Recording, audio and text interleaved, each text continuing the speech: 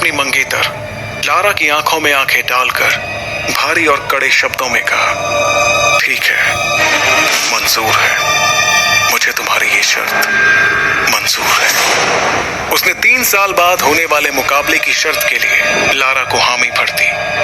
ध्रुव के इतना कहते ही लारा ने एक आखिरी बार उसे घूर कर देखा और फिर अपने बॉडीगार्ड्स के साथ शौर्य महल से बाहर जाने लगी। लारा भी हॉल के बड़े से दरवाजे तक पहुंची ही थी कि उसके कानों में एक लड़की की चेतावनी देती हुई आवाज पड़ी, रुक जाओ लारा।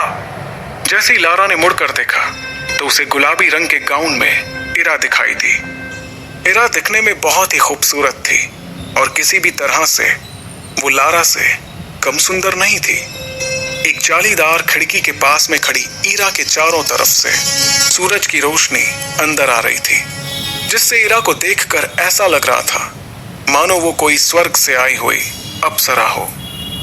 इरा ने लारा को देखते हुए कहा, मैं जानती हूं कि आज तुमने जो कुछ भी किया है तुम्हें उस पर कोई पछतावा नहीं हो रहा होगा, क्योंकि अब तो तुम्हें ध्रुव का सामना करना ही होगा। और हाँ, एक बात और, कभी ये मत सोचना कि तुम अंबर दल की लीडर बन गई तो हम लोग डर जाएंगे, क्योंकि शौर्य दल में तुमसे ताकतवर लोग भी मौजूद हैं। इरा की इस धमकी को लारा ने बड़े ध्यान से सुना, लेकिन वो बिना कुछ कहे वहां से चली गई। दूसरी तरफ सभी के जाने के बाद ध्रुव ने अपने पिता अरेंद्र से पूरे भरोसे के साथ कहा, बाबा, मैं आपसे वादा करता हूं कि आज से ठीक 3 साल बाद लारा जयान और उसके पूरे खानदान को अपने किए पर पछतावा होगा। अब मैं जयान परिवार के सामने ही लारा को मुकाबले में हराऊंगा। अरेंद्र अपने बेटे ध्रुव को बेबाकी के साथ बात करते देख खुश हो रहे थे, क्योंकि पिछले 3 सालों से वो ज्यादातर चुपचाप ही रहता था। मगर आज उसकी मंगेतर ने यहाँ आकर जो कुछ भी किया, उससे उसके अंदर का वही ध्रुव जाग गया जो 3 सालों से सोया हुआ था। लेकिन सच्चाई से मुंह भी नहीं फेरा जा सकता था। और इस वक्त सबसे बड़ी सच्चाई ये थी कि ध्रुव अपनी शक्तियों के 3रे सितारे पर ही था, जबकि लारा की शक्तियां 9वें सितारे तक पहुंच चुकी थी। इधर शौर्य महल से बाहर निकलकर ध्रुव अभी भी लारा के बारे में सोच रहा था कि किस तरह से लारा ने बातों बातों में उसकी बेइज्जती की थी और कैसे उसने ध्रुव के पिता पर रिश्ते को तोड़ने के लिए दबाव बनाया था। इन बातों के बारे में सोचते हुए ध्रुव तेजी से अपनी मां की ग्रेवयार्ड की तरफ जाने के लिए अपने कदमों को बढ़ा रहा था। ध्रुव को इस तरह से गहरी सोच में आगे बढ़ता देखकर उसकी दोस्त इरा भी उसका पीछा करते हुए बाहर आ गई ताकि वो उसका हौसला बढ़ा सके। लेकिन ध्रुव ने इरा को अपना पीछा करते हुए देखकर कहा, मैं ये चाहता हूं कि मुझे कुछ देर के लिए अकेला छोड़ दो। अपने सबसे अच्छे दोस्त से इतना सुनने के बाद इरा ने ध्रुव को कुछ देर के लिए अकेले ही रहने दिया। कुछ ही देर में ध्रुव शक्ति स्तंभ को देखते हुए अपनी मां के समाधि स्थल पर पहुंच गया। वो अपनी मां की समाधि पर गिरे पेड़ के पत्तों और धूल को साफ करने लगा। उसके बाद अपनी मां को याद करते हुए ध्रुव बातें करने लगा, मां, ऐसा क्यों हो रहा है मेरे साथ? मेरी शक्तियां आखिर क्यों नहीं बढ़ रही हैं? इस तरह तो मैं 3 साल के बाद भी लारा से मुकाबला नहीं कर पाऊंगा, और अगर कर भी लिया तो उसे हराऊंगा कैसे? आखिर कैसे? इतना कहते हुए हताश होकर ध्रुव ने अपना सर मां की समाधि पर रख दिया और अपनी आंखें बंद करते हुए कहा, 3 साल बाद सब कुछ खत्म हो जाएगा। मां, अगर मैं अपनी शक्तियों को वापस हासिल नहीं कर सका तो बाबा को पूरे मेसोडोरिया शहर के सामने शर्मिंदा होना पड़ेगा। अपनी मां से बातें करते करते ध्रुव का गला सूख चुका था। उसने अपने आप को संभाला और कहा, अब तो मां, मुझे ऐसा लगता है कि जब मैं आपकी दुनिया में आऊंगा तो आपको अपना चेहरा कैसे दिखाऊंगा, क्योंकि मैंने ऐसा तो कोई काम किया ही नहीं जिससे मैं आपका नाम रोशन कर सकूं। क्यों मां? आखिर मेरी शक्तियां क्यों नहीं बढ़ रही हैं? ये कहते हुए ध्रुव ने अपनी मुट्ठी बंद की और जमीन पर जोर जोर से अपना हाथ पीटने लगा। वो लगातार जमीन पर अपना हाथ मार रहा था, कुछ देर बाद थक कर उसने कहा, अब तो कोई चमत्कार, कोई करिश्मा ही मुझे मेरी शक्तियां वापस दिला सकता है। तभी उसके कानों में एक आवाज गूंजी, ध्रुव, क्या तुम मुझे सुन पा रहे हो? अपना नाम सुनते ही ध्रुव ने इधर उधर देखा। ध्रुव हैरान हो गया, क्योंकि इस वक्त उसकी मां की समाधि पर उसके अलावा कोई भी नहीं था। तभी उसके कानों में दोबारा वही आवाज गूंजी, ध्रुव, ऐसा लगता है कि तुम किसी मुसीबत में हो और तुम्हें थोड़ी मदद की जरूरत है। इस बार इस आवाज को सुनकर ध्रुव अपनी जगह पर खड़ा हो गया और समाधि के चारों तरफ घूम कर देखने लगा, लेकिन उसे वहां कोई भी नजर नहीं आया। तभी एक बार फिर से उसके कानों में वो आवाज सुनाई पड़ी, मुझे इधर उधर ढूंढना बंद करो ध्रुव, मैं तो तुम्हारी अंगूठी में हूं। इतना सुनते ही उसने अपने सीधे हाथ की एक उंगली में काले पत्थर से बनी एक अंगूठी की तरफ देखा। ये अंगूठी ध्रुव को उसकी मां का दिया हुआ आखिरी तोहफा था।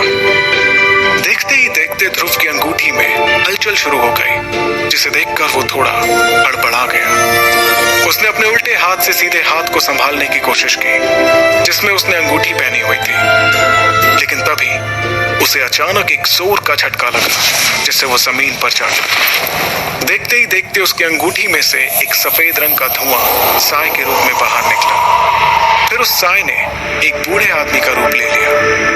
अपने सामने ये सब होता देखकर ध्रुव को अपनी आंखों पर यकीन नहीं हो रहा था। ध्रुव ने हड़बड़ाते हुए उस बूढ़े आदमी से पूछा, कौन हो तुम?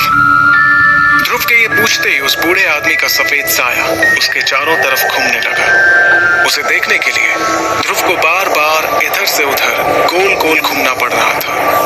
कभी वो साया ध्रुव के सामने होता तो कभी पलक झपकते ही उसके पीछे चला जाता। ध्रुव ने हड़बड़ाते हुए दोबारा पूछा, कौन हो तुम? और तुम मेरी अंगूठी में क्या कर रहे थे? वो साया कुछ देर तक ध्रुव के चारों तरफ घूमने के बाद उसके सवालों का जवाब देने के लिए उसके सामने आकर एक जगह पर रुक गया। मैं कौन हूं ये जानना तुम्हारे लिए जरूरी नहीं है, लेकिन हाँ, मैं तुम्हें किसी तरह की परेशानी नहीं होने दूंगा। इतना कहते हुए वो साया हंसने लगा और फिर उसने अपनी बात को आगे बढ़ाते हुए कहा, मुझे तो तुम्हारा शुक्रिया अदा करना चाहिए। आखिर तुमने पिछले 3 सालों से मुझे अपनी अंगूठी में संभाल कर रखा और देखो, आज मुझे नींद से जगा दिया। शुक्रिया ध्रुव, तुम्हारा बहुत बहुत शुक्रिया। तुम्हारे अंदर कुछ अलग ही बात है। मुझे अभी नहीं पता कि वो क्या बात है, लेकिन हाँ, वो बात कुछ अलग ही है। उस साय से इतनी बातें सुनने के बाद ध्रुव ने गुस्सा करते हुए कहा, तो तुम पिछले 3 सालों से मेरी अंगूठी में छिपकर बैठे हो। कहीं तुम्हारी वजह से ही तो मेरी शक्तियां कम नहीं हो रही थी, क्योंकि जब से तुम मेरी अंगूठी में छिपकर बैठे हो तब से मेरी शक्तियां बढ़ नहीं रही हैं। ध्रुव की इस बात पर वो साया और ज्यादा हंसने लगा। उसे इस तरह से हंसता देखकर ध्रुव ने अपने गुस्से को बरकरार रखते हुए कहा, इसका मतलब मैं सही समझ रहा हूं, तुम्हारी वजह से ही पिछले 3 सालों तक मुझे मेसोडोरिया शहर के लोगों के सामने शर्मिंदा होना पड़ा। अभी भी वो साया हंस ही रहा था, जिस पर अब ध्रुव को बहुत ज्यादा गुस्सा आने लगा और उसके मासूम से दिखने वाले चेहरे पर अब खतरनाक हाव भाव दिखाई देने लगे। वो इस वक्त इतने गुस्से में था कि उसने अपनी मां की दी हुई आखिरी निशानी की भी परवाह नहीं की। ध्रुव ने गुस्से में अपनी अंगूठी को निकाला और उसे दूर चट्टान की ओर फेंक दिया। ध्रुव को इतना परेशान होता देखकर उस साय ने कहा, सुनो ध्रुव, जो होना था वो हो चुका। अब इस तरह से तुम्हारे गुस्सा करने से कुछ भी नहीं होगा, लेकिन हाँ, अगर तुम मेरा साथ दोगे तो मैं तुम्हारे बहुत काम आ सकता हूँ। ये बात ध्रुव को कुछ समझ नहीं आई। उसने उस साय से पूछा, आखिर तुम क्या चाहते हो? ध्रुव के सवाल का जवाब देने के लिए वो साया फिर से उसके सामने एक जगह पर हवा में रुक गया और कहने लगा, ये हुई ना बात। मैं चाहता हूं कि तुम मुझे फिर से अपनी अंगूठी में रहने की जगह दो, बदले में मैं तुम्हें। वो साया इसके आगे कुछ कहता, उसके पहले ही ध्रुव ने कहा, नहीं नहीं, कभी नहीं, कभी भी नहीं। मैं ऐसी गलती अब दोबारा नहीं करने वाला। मैं अब भूल कर भी उस अंगूठी को दोबारा नहीं पहनूंगा। तब उस साय ने अपने हाथ में उस अंगूठी को दिखाकर ध्रुव को समझाते हुए कहा, क्या तुम नहीं चाहते कि लोग तुम्हारी फिर से इज्जत करें, फिर से तुम्हारी शक्तियों का सितारा 3 से 9 तक पहुंचे? क्या तुम नहीं चाहते कि एक बार फिर से एकलव्य कहलाए जाओ? उस साय की इस तरह की बातों ने ध्रुव की धड़कनों को तेज कर दिया और अब ध्रुव ना चाहते हुए भी उस साय की बातों को सुनना चाहता था। तभी उस साय ने आगे कहा, चलो ध्रुव, मैं मानता हूं कि अंगूठी नहीं पहनने से भी तुम अपनी शक्तियों को वापस हासिल करने लगोगे, लेकिन तुम भी इस बात को अच्छे से समझते हो कि अब तुम्हारे पास ज्यादा वक्त नहीं है। ध्रुव से ये बात करते हुए अब वो साया फिर से उसके चारों तरफ घूम रहा था। उसने ध्रुव से आगे कहा, ध्रुव, तुम 15 साल के हो चुके हो, मतलब कि तुम्हारे पास अब से सिर्फ 1 साल का समय है और 1 साल में तुम्हारी शक्ति 7वें सितारे तक नहीं पहुंची तो नियम के मुताबिक तुम्हें शौर्य दल और मेसोडोरिया शहर से बाहर निकाल दिया जाएगा। ध्रुव उस साय की बातें सुनकर हैरान हो गया। उसने हैरानी के साथ पूछा, लेकिन तुम्हें इन सब के बारे में कैसे पता? मुझे ये कैसे पता, इसके बारे में सोचना छोड़ो और जो कह रहा हूं उस पर ध्यान दो। अब फिर से ध्रुव उस साय की बातों को ध्यान से सुनने लगा। उसने अपनी बातों को आगे बढ़ाते हुए कहा, और सबसे बड़ी बात, 3 साल बाद तुम्हें अपनी मंगेतर लारा का भी तो सामना करना है। लारा का नाम सुनते ही ध्रुव ने गुस्से में कहा, उसका तो नाम भी मेरे सामने मत लेना। ध्रुव को इस तरह से गुस्सा होते देखकर उस साय ने हंसते हुए कहा, ध्रुव, तुम्हारे इस तरह से गुस्सा करने से कुछ नहीं होने वाला। अब तुम्हें अपने सच को स्वीकार कर लेना चाहिए और तुम्हारा सच यही है कि 3 साल बाद तुम्हें अपनी मंगेतर लारा का सामना करना होगा। इस बार ध्रुव ने आगे जाकर उस साय से पूछा, तो क्या करूं मैं? तुम्हें वो करना चाहिए जो मैं कह रहा हूं। तुम इस अंगूठी को फिर से पहनकर मुझे अपनी जिंदगी में शामिल कर लो, फिर देखो किस तरह से मैं तुम्हारी जिंदगी बदल दूंगा। मैं तुम्हें इतना शक्तिशाली बना दूंगा कि तुम अपने सामने आने वाली हर मुसीबत का सामना हिम्मत से कर पाओगे। और हाँ, डरो मत, इस बार मैं तुम्हारी शक्तियों को नहीं लूंगा। ये बात तुम्हें बाद में समझ आ जाएगी कि अब तक ऐसा क्यों किया मैंने। धीरे धीरे तुम्हें इसका कारण समझ आ जाएगा, लेकिन अब तुम्हें डरने की जरूरत नहीं। ध्रुव को अपनी खोई हुई शक्तियों को वापस हासिल करने का इसके अलावा कोई और दूसरा रास्ता नजर नहीं आ रहा था। तब ध्रुव ने सपाट लहजे में कहा, ठीक है, मैं तैयार हूं। ध्रुव के इतना कहते ही वो सफेद रंग का साया हंसते हुए उसके पास से बहुत तेजी से निकला।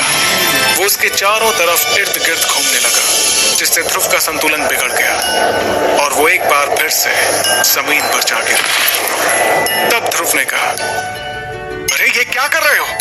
मेरे सारे कपड़े खराब कर दिए। जमीन से उठने के बाद ध्रुव ने उससे एक सवाल किया, वैसे तुमने अभी तक मुझे अपना नाम नहीं बताया। मेरा नाम विदुर है, लेकिन तुम मुझे सिर्फ गुरुदेव या फिर आचार्य कहना। ठीक है आचार्य विदुर, तो आप मेरी ट्रेनिंग कब से शुरू करेंगे? विदुर ने कहा, बहुत ही जल्द। तभी अचानक ध्रुव ने विदुर से पूछा, आचार्य, क्या आपको करिश्माई शरबत के बारे में कुछ पता है? विदुर ने तुरंत जवाब देते हुए कहा, मेरे हिसाब से वो दुनिया का सबसे वाहियात किस्म का शरबत है। मैं तुम्हारे लिए खास चीज बनाऊंगा, अमृत धारा। उससे तुम्हें बहुत मदद मिलने वाली है। ध्रुव ने हैरान होते हुए पूछा, क्या कहा? अमृत धारा? ये क्या है और इसके क्या फायदे हैं? ध्रुव के सवालों से परेशान होकर विदुर ने कहा, तुम सवाल बहुत पूछते हो। फिलहाल मैं तुम्हें कुछ जड़ी बूटियां लिख कर दे रहा हूं, इसका इंतजाम करो। जब अमृत धारा बन जाए तो तुम खुद ही देख लेना कि वो क्या चीज है। फिर तुम खुद ही बताना मुझे कि अमृत धारा बेहतर है या तुम्हारा वो करिश्माई शरबत। इतना कहते हुए विदुर ने ध्रुव के हाथों में जड़ी बूटियों के नाम लिखकर एक कागज थमा दिया। उस कागज को पढ़कर ध्रुव के होश उड़ गए। उसने हैरानी के साथ कहा, आचार्य, ये तो बहुत महंगी है।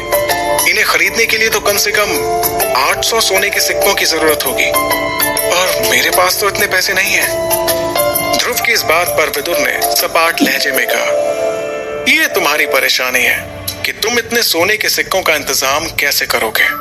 अभी तो मैंने तुमसे सबसे कम कीमत वाली चीजें लाने को कहा है और तुम अभी से मुझे अपनी परेशानियां बताने लगे। 800 सोने के सिक्कों का इंतजाम कैसे होगा ये तुम जानो। जब तुम्हें पता चलेगा ना कि मेरे अमृत धारा की मार्कस में क्या कीमत है तो तुम्हारे होश उड़ जाएंगे। फिर तुम्हें समझ आएगा कि तुम्हारे हाथ कौन सा खजाना लगा है। ये बात चल ही रही थी कि ध्रुव को ऐसा लगा कि कोई उनकी ओर आ रहा है।